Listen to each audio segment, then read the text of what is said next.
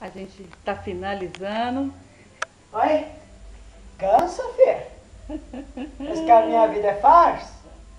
A gente tá finalizando as paredes da parte da frente da casa.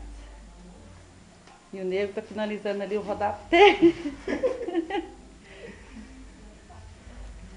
Aí ficou assim, ó. Ai, e cansa, viu, gente? Não, É cansativo. é muito cansativo. Eu canso.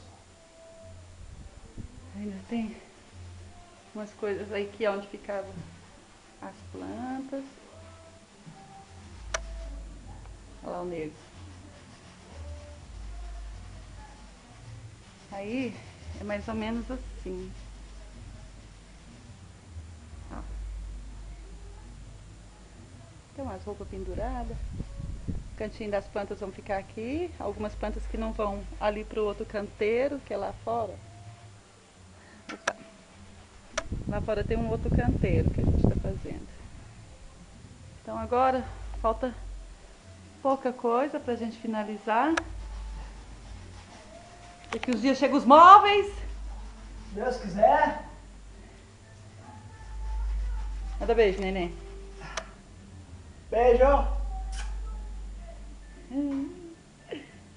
Ó como ficou bonitinho aqui o rodapé.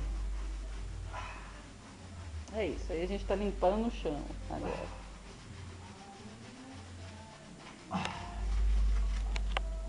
Até a próxima limpeza! Até a próxima limpeza.